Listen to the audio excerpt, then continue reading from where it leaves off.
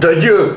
Un mauvais coup des goyots, j'ai donc pris un arrêté pour interdire l'accès à la forêt pendant les fêtes de Noël et nommé par arrêté un garde qui possède les clés de la barrière, mais par contre qui interdira toute entrée dans la forêt jusque tant que la chasse du 22 les ait chassés vers la forêt de Verzy.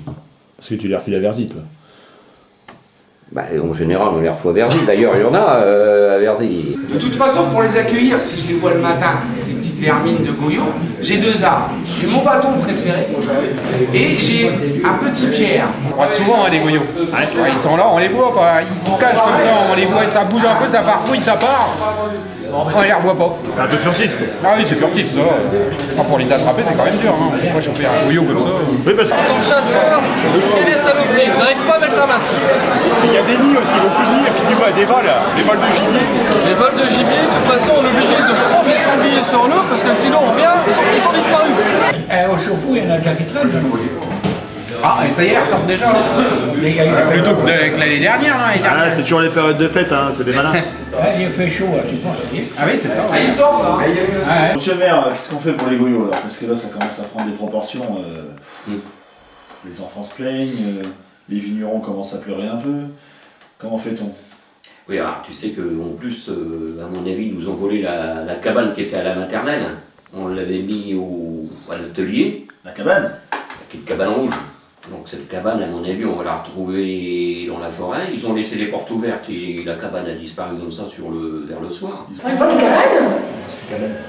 Ah mais oui, tu les as vus? Oui, oui, oui. Dans notre potager, derrière l'école. Derrière la grosse citrouille, je sais pas, ils essayaient de l'emporter avec eux. Ils nous piquent nos légumes du jardin. Oh, tu fais attention, ils vont prendre les enfants, hein, je t'assure, il n'y a pas de problème. Et toi, dans la classe, ils ne font pas trop de bruit? Bah quand même, au-dessus, surtout au-dessus, toi, plein de bruit, puis en dessous aussi. Non, mais il y a eu une année, avant la guerre, et ben, il y a eu 37 enfants, toute une classe. On ne sait pas ce qu'ils sont devenus, ils sont jamais revenus. Et là, il nous en manque 18. 18, c'est quand même un nombre important. Pour tout dire, c'était pas les plus sages. Mais quand même, on a quand même entendu des rumeurs où la fée serait partie. Et on ne sait pas s'il y aura une fée cette année. On ne peut pas intervenir comme ça, il faut qu'on soit appelé. Donc comme on les voit jamais, les goyots, c'est ça le problème. Les goyots, il y en a plein dans les bois. Vous allez faire une cabane dans les bois, alors qu'est-ce qui vous est arrivé? Quand on commençait, on ramassait des morceaux de bois et puis on a entendu des craquements de courant. Ah bon? Quel genre de craquement? Des crac. Mais fort ou pas? Oui. Très fort?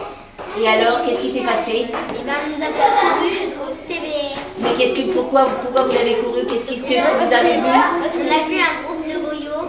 Des goyots, qu'est-ce que c'est que ça? Les goyots, ils sont moches, ils mangent chaque petit. Ils ont un grand nez pointu.